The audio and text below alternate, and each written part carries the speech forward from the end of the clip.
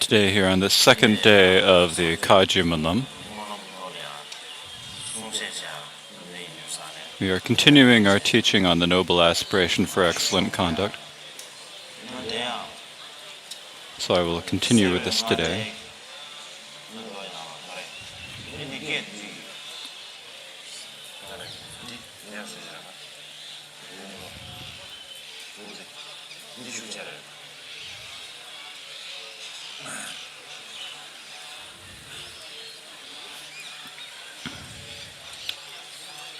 His Holiness is talking about the volume and whether people can hear. Now,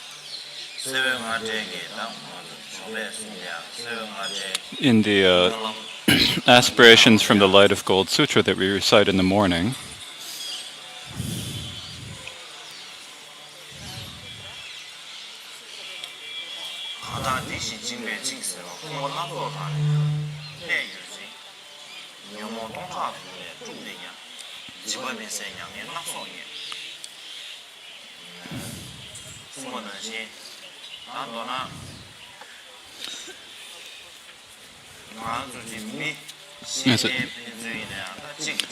as it says in the Confession from the Light of Gold Sutra, all of us people, whoever we are, if we have any sort of mutual set sort of malice or wish to harm each other, we often have this sort of a wish to harm each other. And particularly, we often intentionally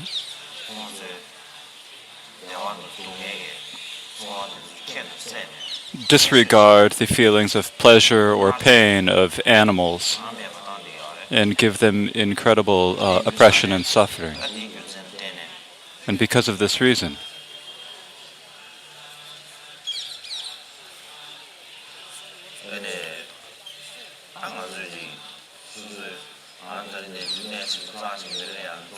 so for that reason, we come here in this sacred place, and it is a very great fortune. And at such a time as this, we need to transform our intention into something that's different than normal, different than usual. We need to accustom ourselves to that. We need to transform our attitude. Our normal attitude is one that leads us to make mistakes and problems.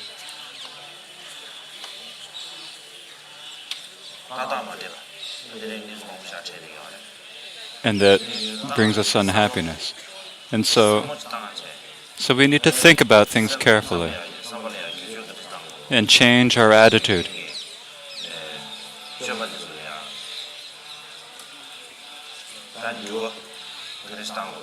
We need to think about how we can change our attitude and change our own conduct. It is very important to think about this.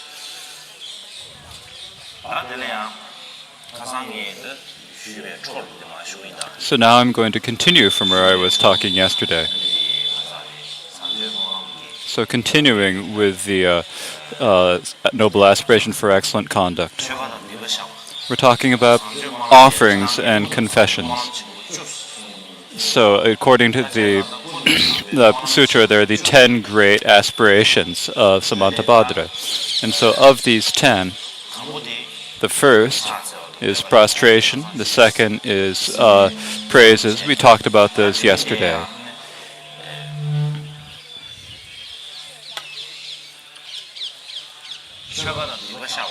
Today we have making offerings and confessing our misdeeds.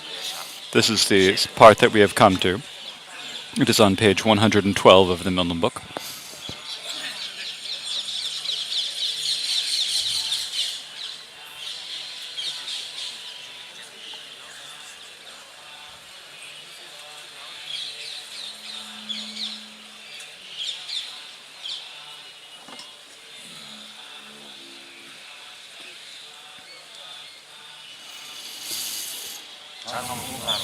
Have you all had your tea? You finished your tea, right? Otherwise, I'd give a great break here.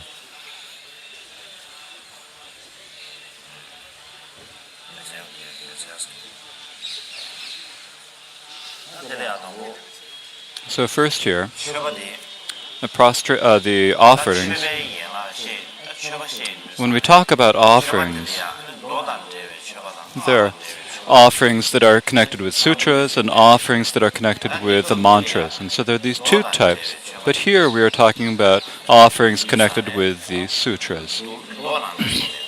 And so because of this, these are sutras, offerings that are discussed in these sutras that we're primarily making here. Now here there are offerings that can be surpassed and offerings that are unsurpassable.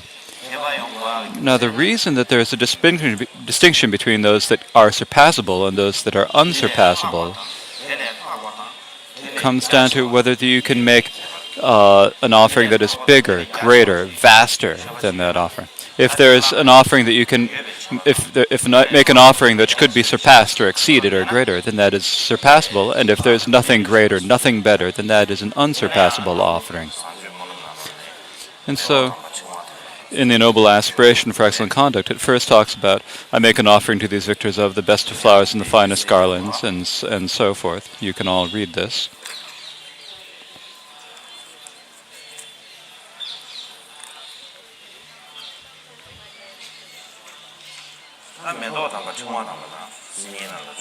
So I make an offering to these victors of the best of flowers and the finest garlands, symbols and ointments, the best parasols, the best of lamps, and incense the most fine. I make an offering to these victors of the finest robes, the finest fragrances, and powders in heaps equal to Mount Meru, arranged in the most sublimes of displays. So these are the two stanzas which talk about the surpassable offerings.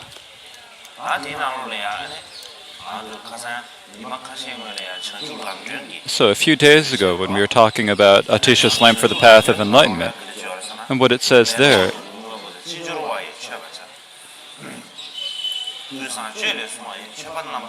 it says to make offerings that are like those in the discussed in the Noble Aspiration for Excellent Conduct. And so here,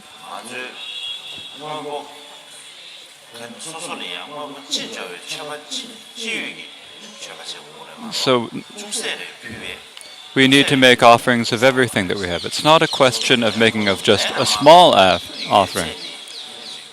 If we have something, we need to make offerings with everything that we have.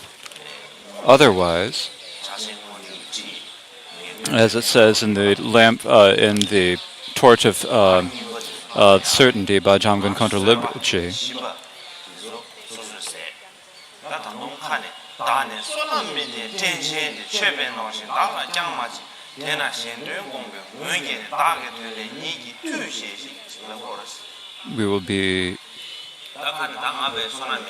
we might think of ourselves as being someone who has nothing to give, nothing at all. I can't give anything.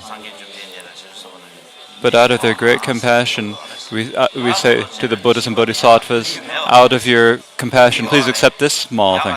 It's not a question of not having anything to offer. There's something to offer. But, if you have something to offering and you don't keep the best for yourself and don't give the small things, and then you do that, then that is not good. And if you have some fruit, some leftover fruit that you haven't eaten, you make an offering, that's one sort of offering. But that is not how we should offer.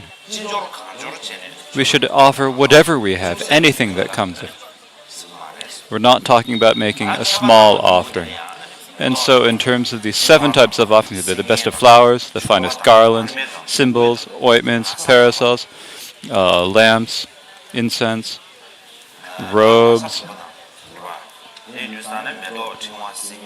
So flowers, garlands, symbols, ointments, parasols, lamps, incense, and robes. These are discussed, right?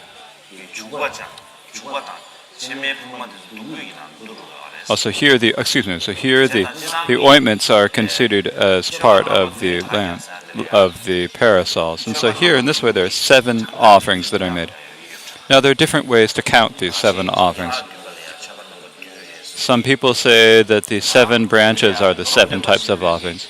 But the great teacher Dromtumpa said that the finest flowers and so forth are the 7 said that Atisha said that these 7 offerings of the best of flowers and finest garlands and so forth are the 7 offerings that were discussed by Atisha. But in any case, when we say the best of flowers,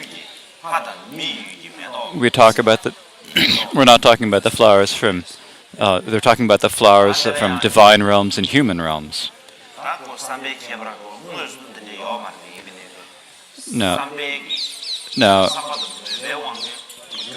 Now, these may not be flowers that we actually have, but by the strength of our intention, we can make them, and we can imagine that we emanate these or imagine these, and so we can visualize these in different ways. We can visualize that they even get sent out across the internet and so forth.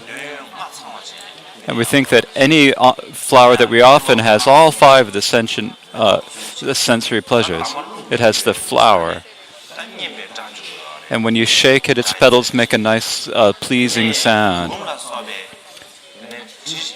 And then there are jasmine, or there are saffron flowers and so forth that have an excellent smell. And then also flowers that are edible. And so if we think about these, then with lovely sweet taste, and so these have a good flavor. And when all these flowers touch the body, they're able to bring us pleasure, and so they have this aspect of touch, as tangible aspect as well. And so in this way, all these flowers that we offer are able to produce the 5 sensory pleasures. And when we talk about the finest garlands, this is like these. It's like the garlands of flowers that are offered here in India, of different shapes, flowers of lotuses, and so forth that we are offering in garlands. We talk about symbols here. It also includes other sorts of instruments. So music, we probably should say. Perhaps this is what it means. It's not just the normal cymbals that we play, but it also includes lutes and other instruments. So this is how we should think of it. So included within the word symbols, it also means all of the other musical instruments and lutes and so forth and guitars that can make beautiful sounds, as well as clay drums and other drums that we beat, as well as bells that we shake and so forth. And so just all these different musical instruments that we can think of, and we imagine offering them, and that is a good way to offer. When we talk about the ointments here, these are like the nice smelling things, nice smelling ointments that we can rub on ourselves.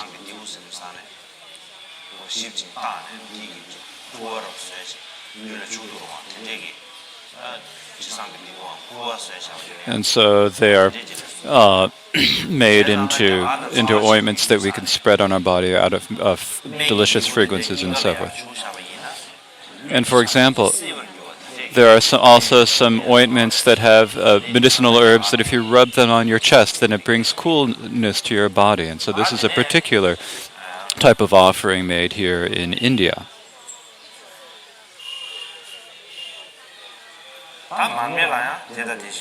Now the best of lamps,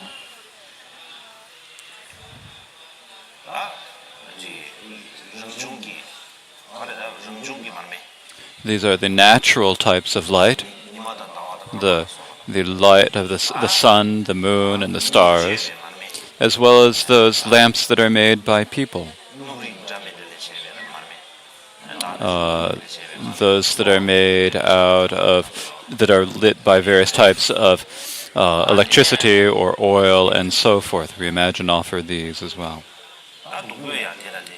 And similarly with the incense, there's the various natural or various manufactured incense, and so these are things that we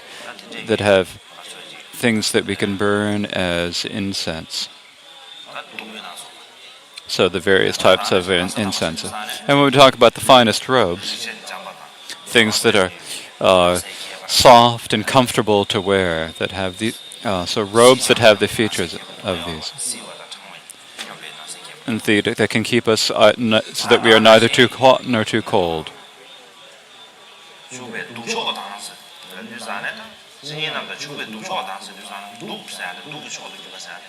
And when we talk about the best parasols here, these are the parasols, like the parasol that is held above the body. And so this is like, it has a staff made out of the vedurio, or blue beryl. It's sort of a miraculous sort of thing, but here. And so that it's decorated with gold and various different types of jewels.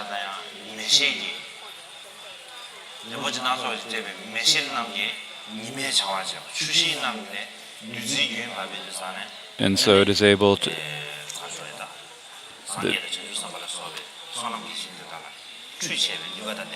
They have these... When Buddhas and Bodhisattvas are born in the pure realms, then they have the ability to emanate these beautiful jeweled parasols that have jewels and little bells that ring with sound, that are able to sound the words of the Buddha speaking about karma and effect, karma and result. And so the size of these parasols is as large as the billion worlds of our world realm. It's able to cover the entire world. And so these type of parasols, as well as many other types of parasols, it's all different sorts and types, as I spoke about before. As I spoke about yesterday, we had a big parasol above the top of the stage yesterday. Yesterday we were talking, and here in the Gandavyuha Sutra, there was much a discussion of parasols that cover the entire billion-fold world realm. So when we made the one on the stage, we tried to do that one. When we first made it really big, and we were unable to bring it up, and so we thought we had to make it a little bit smaller. But that was the sort of parasol that we made. And lamps are, as I discussed before, lamps that have oils with pleasant, delicious scents, as well as the sun and the moon and so forth.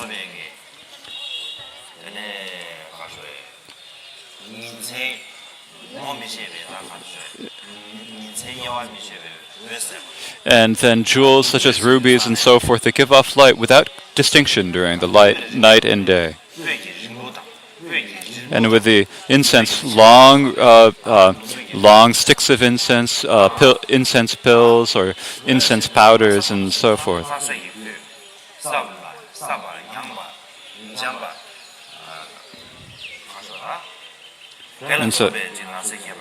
And so the various robes include those that are light and soft and various different types of robes. When we say the finest fragrances, this is like the best of the it's fragrant water that is scented, that is. These are all the liquids that have perfumes and fragrances that have water. And when we talk about powders and heaps equal to Mount Meru, these are fragrant powders. So when we talk about the finest fragrances, this is liquid, and when we talk about powders, these are in powdered form.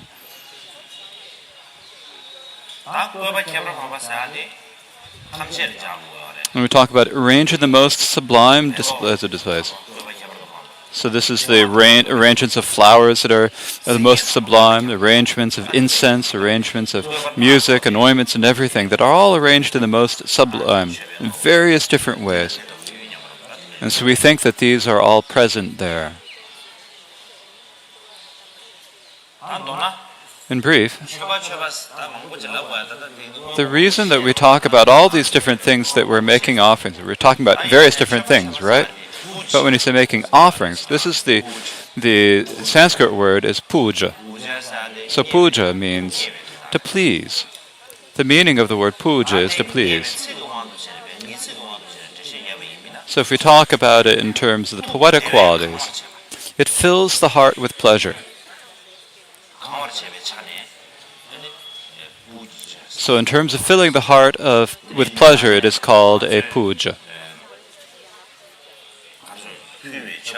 So we usually think when we make the offering of these wonderful things to the Buddhas and Bodhisattvas, they develop this undefiled pleasure, not defiled pleasure. Defiled pleasure is the pleasure of our world that has the suffering of change and this pervasive suffering of formation. But this is not that. They experience the undefiled pleasure through receiving the offerings. And so they talk about the feeling that this brings, the feeling that is. So whatever it feels, and through how it. So we need to think about the feelings that these offerings bring. When we talk about offerings, if we take it as a broader thing, we generally talk about offerings as those things that we are, as just being the things that we are offering. There's nothing wrong with talking about them in this way. But actually, when we talk about offerings, it's because of the things that we offer and making the offering of them, it is the special pleasure and the special pleasure and happiness that is produced in the mind. That is what we mean by the offering. So we give the name of the result actually to the cause, and then we call that the offering.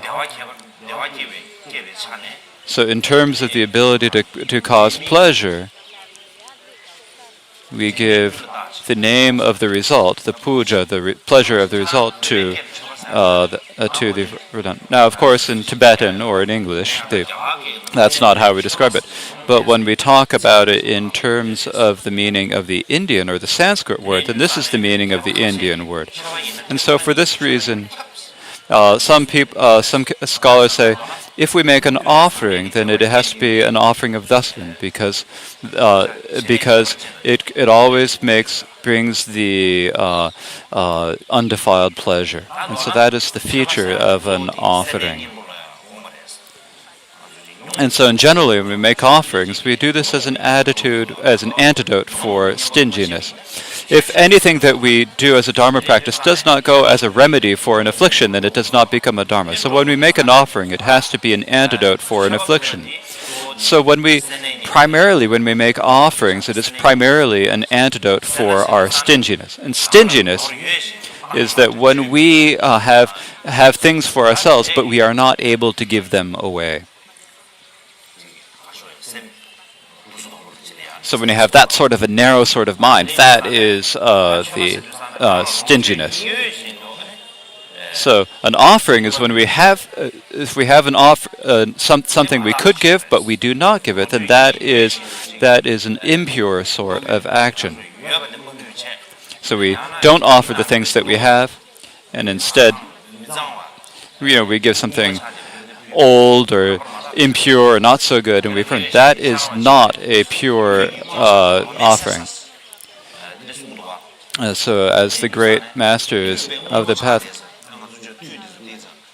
like when the cake gets moldy, then you give that up, and then you give the students all the. And so generally, you should offer the best of the things. You should offer the best and freshest. And this is to train our minds.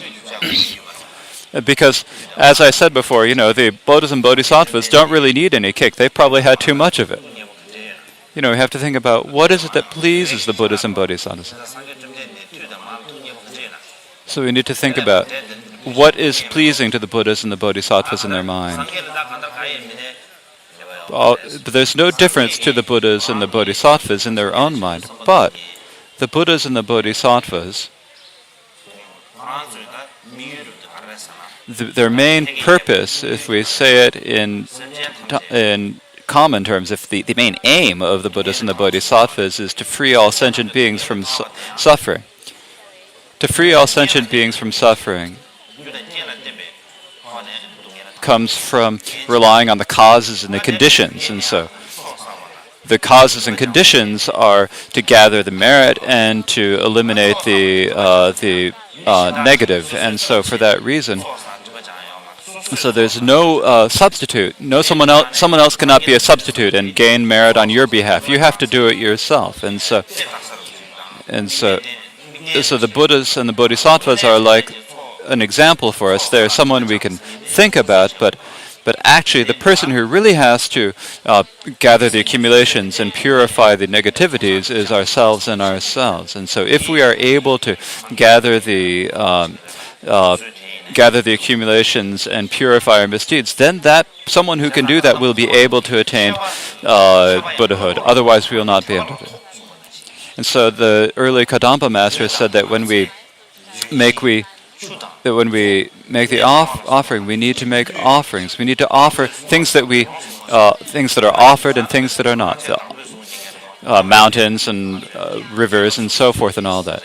Nowadays, most everything is owned. Everything's owned. We've divided things up to countries, and everything has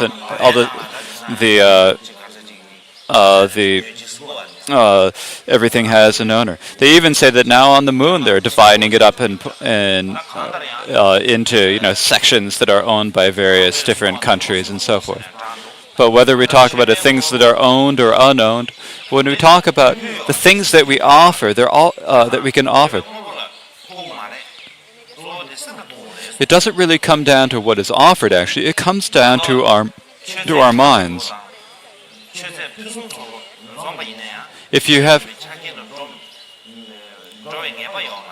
Even if you have the best of things to offer, it doesn't necessarily become a good offering, because you have to have faith. You have to make an offering with faith and devotion. It's not just the offerings. So, for example, when I made an announcement, or I gave a talk about environment, I suggested that all of our monasteries can make an area for the preservation of the natural environment, a place that can be planted with the various plants, trees, flowers, and so forth. If you have a nice, suitable area where you could do this, then this would make you think of this as an area to make an offering to the Buddhas and Bodhisattvas. Then that itself becomes a Buddhas and Bodhisattvas. There's no need to make some sort of another site of separate offering. If you take the natural environment itself as something to be, it's a beautiful, wonderful offering to make, right? When Atisha came to Tibet, the water in Tibet was incredibly clean. And he said, "Oh, this is the best, the most pure of offerings." Because when you offer water, you don't have a lot of stinginess about it. So you can give a real pure offering of this water, Atisha said.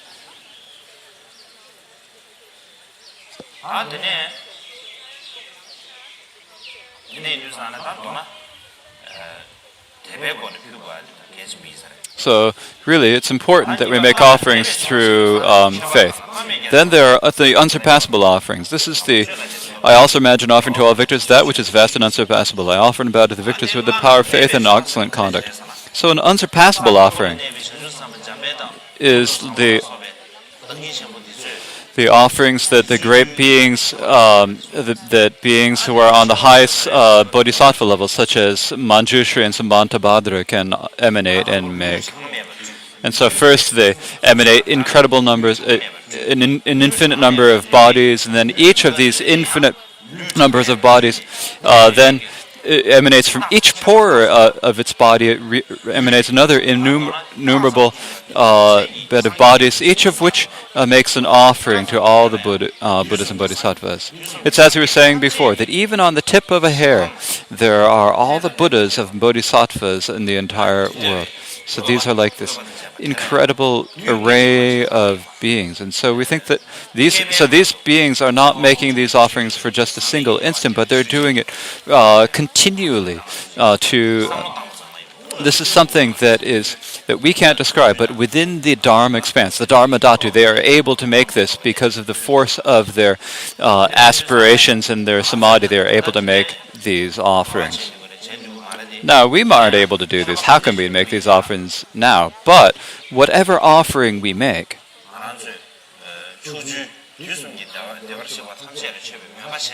we can imagine that they're being offered to all the Buddhas of the 10 directions.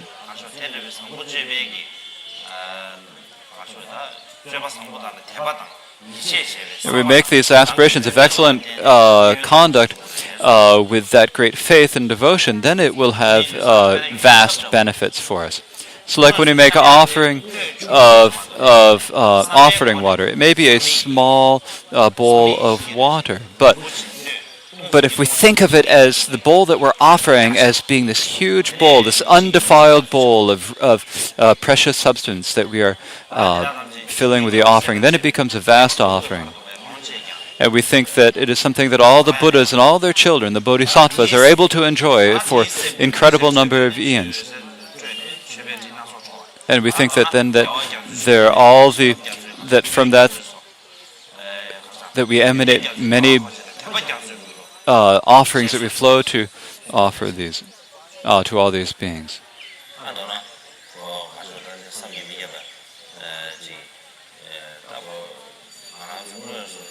This is something that is difficult. This is difficult to get our minds around. We aren't able to get our minds around it.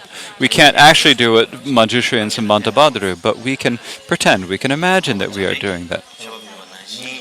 So make the aspiration that may my offering become just like that those offerings that Manjushri is making. And that's how we need to make the offering.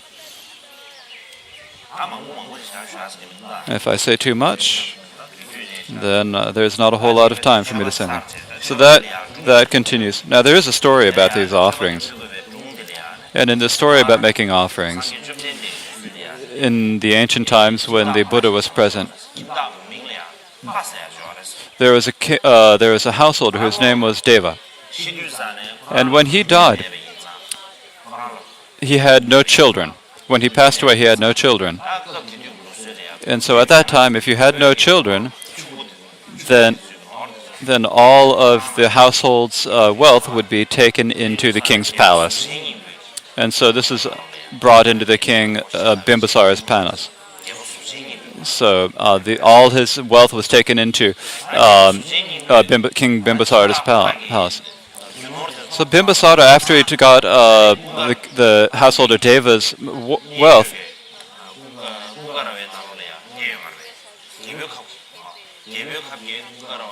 the Buddha was at that time staying at the monastery in Rajgir, and so King Bimbisara went to him to.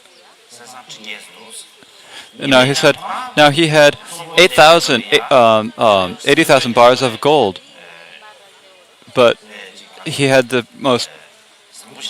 He didn't have that great clothes, or he didn't have that great food, and he didn't have very nice things at all. His cart and was bad. His horse was really thin and skinny. He was so rich, but in his own life he led this very poor lifestyle. So why is this? And the Buddha said, stingy people may have wealth, but they're unable to share it with other people. But wise people, the intelligent people, when they have wealth, then they make great offerings with it. They make vast offerings. They're very generous with their wealth. But this householder Deva was extremely stingy. And so because of being so stingy, his roots of virtue were severed and he fell into the lower realms, said the Buddha. So if we give an example, it's like this. So for example, like squirrels know how to collect nuts and collect seeds, but they do not know how to plant the seeds. It's the same with that. They know how to enjoy the merit, but they do not know how to continue it and how to make it continue. And the reason that this happens, because so the Buddha said, the Buddha was able to see what had happened in past eons, right? During the time of the Buddha Kashyapa in Rajgir, there was an Arhat Pratyeka Buddha, and the previous birth of householder Deva had a house, and so this Pratyeka Buddha came to his house, and he felt great faith and got ready to offer to this. But afterwards, he thought to himself, he made an offering. May I never fall into the lower realms and become wealthy and that. But in the time in between, he regretted that. And he regretted the virtue they did in. He thought, oh, that wasn't okay what I did. Giving that was not a good thing to do. It didn't work out well, and so he regretted the virtue that he had done. It probably would have been better for me to just give it to my servants. And so because of that, he had accumulated the roots of virtue, but because he regretted that, because of the power of making the offerings to the Pratyeka Buddha Arhat in the past, he became very rich, but because he regretted it, he was unable to enjoy the results of that offering. He was not able to enjoy the results of his generosity or be generous himself. And so in this way, even though he had 80,000 bars of gold, he lived a very poor life, or very impoverished life. If you are intelligent or wise, you may not have more than a small amount to give. You can gather a lot of virtue. You can make a large offering, and you can really develop and increase your virtue. And so when King Bimbisara heard these, he thought to himself, "Oh, from now on, I will give all my offerings to all the spiritual seekers, but I won't give them to non-Buddhists," he said. And Bimbisara said, and the Buddha said, then you should not think in that way. All sentient beings need the food and clothes to live on. So you should not divide between Buddhists and non-Buddhists, but give to everyone. If you make a great offering and never lose that spirit of generosity, then you will never be impoverished. You will be able to meet meet great beings and be able to be freed from suffering. So there's no difference in term. You should not make a distance between who you're giving to, whether they're Buddhist or non-Buddhist. And it is also important that you not regret the virtue that you may give. So when you make an offering, when we say offering, what do we mean by that? Usually we think to ourselves, if we have some sort of nice thing, beautiful thing that sort of, that we like, then we think, oh, I'm not going to give this. I'm going to keep it for myself. And then if we have something that's not so good, oh, I can give it away, and we have no regret about giving it away. So that sort of thought has a lot of stinginess. It's mixed with stinginess. So whatever's beautiful, lovely, and wonderful, even if we cannot actually give those beautiful things, then we should think about give them to the Buddhas and Bodhisattvas and other sentient beings. And this is very important as an antidote for stinginess, particularly now in this world. There are many impoverished people who have difficulty getting food and clothes. There are many who are unable to have access to medicine or doctors. And we should do whatever it is we can to help them in any way and be generous in any way we can. Even if we are not able to be generous, actually, we need to train our mind. And if we train our minds, then gradually we'll get better. And then at some point, we will be able to give the great inexhaustible gifts to all sentient beings. And so thinking about it in this way is extremely important. I thought about something. There's something I already thought about before. Maybe if I tell you the story before, it would be good.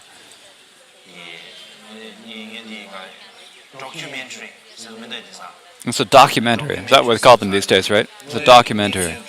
It's like a film that shows, the actual way things are that you like see on TV or something, right? And so documentary showed a child. And so this child had an illness with his white blood cells, and so he had to have his blood exchanged every month, and it was a very difficult situation, very expensive. And because it was so expensive, so he went to this school, and so all of his schoolmates,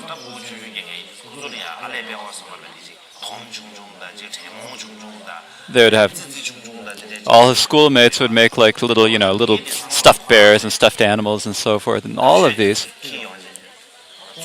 and then they would take these to the stores and sell them, and then they get a little bit of money, And when they get a little bit of money, then they'd give it to that child's mother. So for his, in this way, they all supported his ability to receive medical treatment. This is a little tiny thing.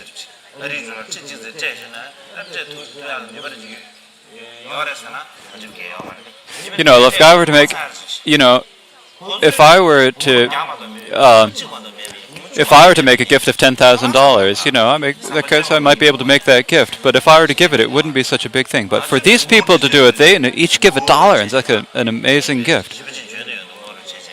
And so we think, when we make a big offering, we think, a big offering. What's most important is actually.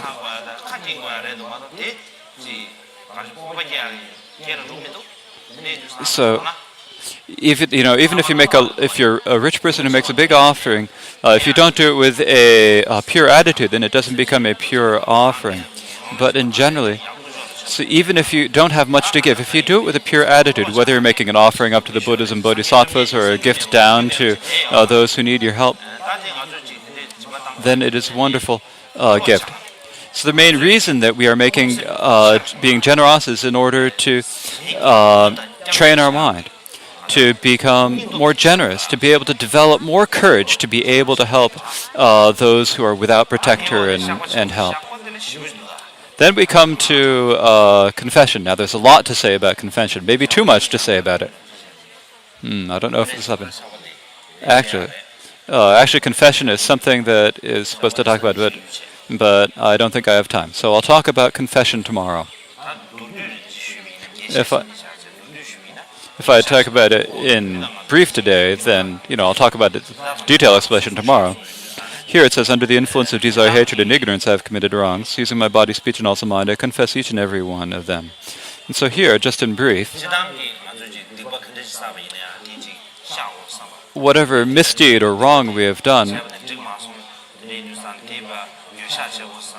if we think to ourselves, it's very wonderful to think, I need to purify this and do this. But actually, what's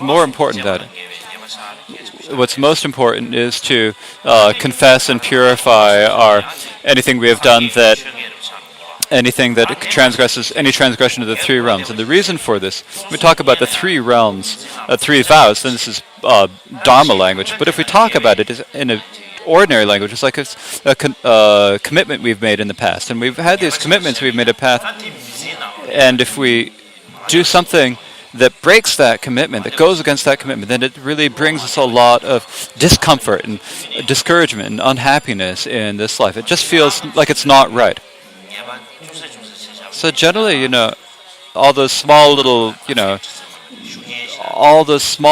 negative things that we do don't have a lot of effect in our life. But when you've made a great commitment and taken up something with your mind, but you're unable to do that, and if you have to give up on it, then because of that, in that life, it has a very strong impact or effect in your life, right? And so for this reason,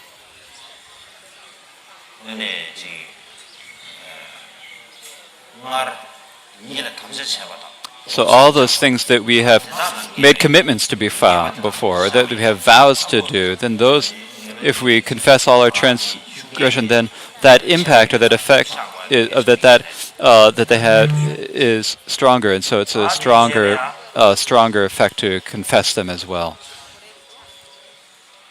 Now, following this, we need to do some meditation. And for doing the meditation,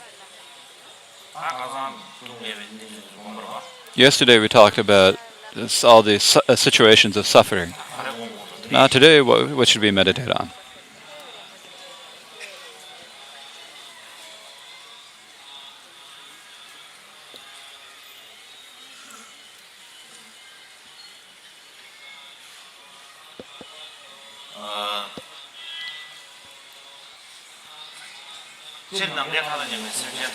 In general, all sentient beings who are limitless space, and in particular those sentient beings who live on this planet, live in dependence upon each other.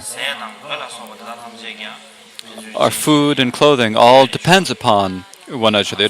It comes about in dependence upon one each other. We may have good warm clothes, but the place they originally come from, there's much of this comes from animals.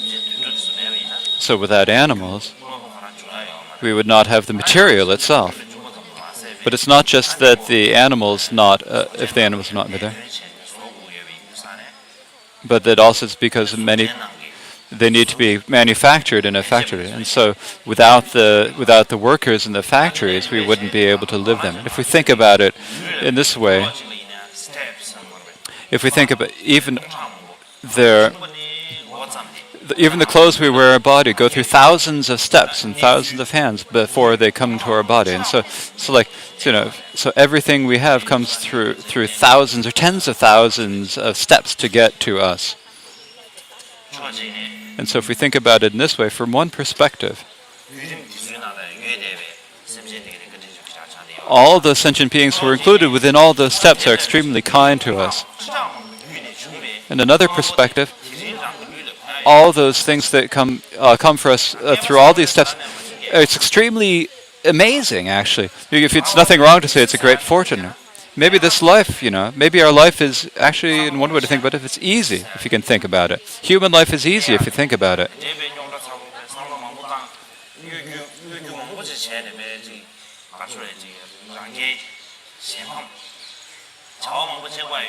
It's not necessary to do a lot of things all the difficult, hard things that bring us victory and defeat others. Actually,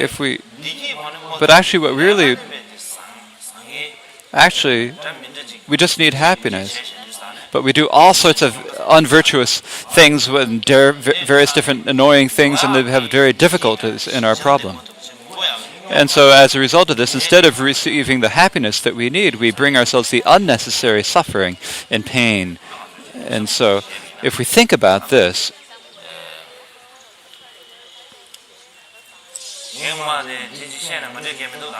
I've said this before, but if I say it again, it's not a problem.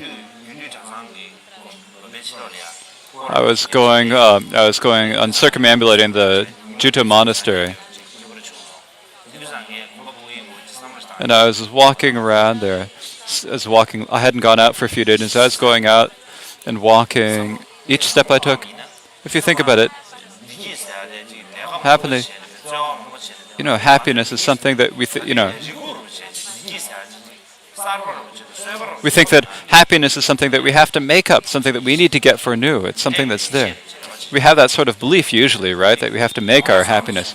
Oh, if I get a new car, then I'll be happy. If I get a new house, I'll be happy.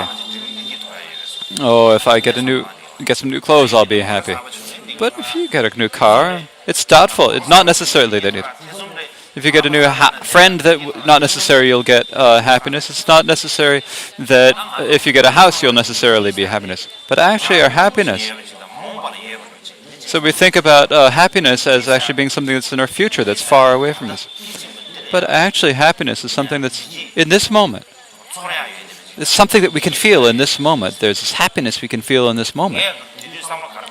And what I thought about myself at that time is, I didn't think about anything else. I just started thinking about the air that I'm breathing. I was just thinking about the air.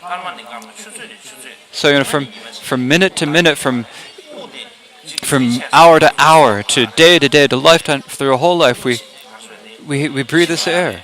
And if we lose that air, if that air were to stop, then we would not be able. But we continue to breathe all through our life. And the air that we breathe, the oxygen that we breathe, where does it come from? It comes from the natural environment.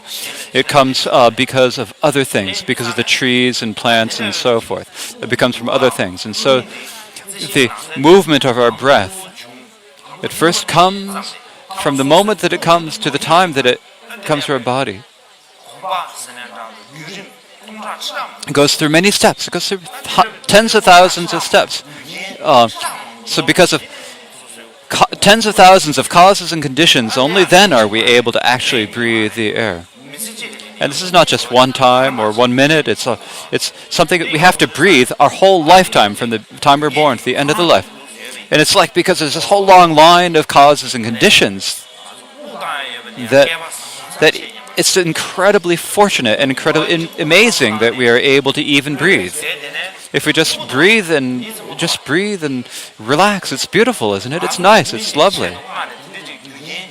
It's not like we have to put together things and get together all these factors and produce something. It's not like that. It's naturally, it's automatic, you can say. It's natural. It's not something that someone particularly made it. There's nothing about it that's been made up. And so because of this, it's nothing that you have to make up. And this is, you call it great fortune or an incredible miracle. And so because of that, and for that reason, the main thing is that our livelihood is because of independence upon one another. And it's because of the kindness of others. And so if we think about this, if we remember the kindness of all sentient beings and meditate upon this for 3 minutes, so we'll meditate for 3 minutes.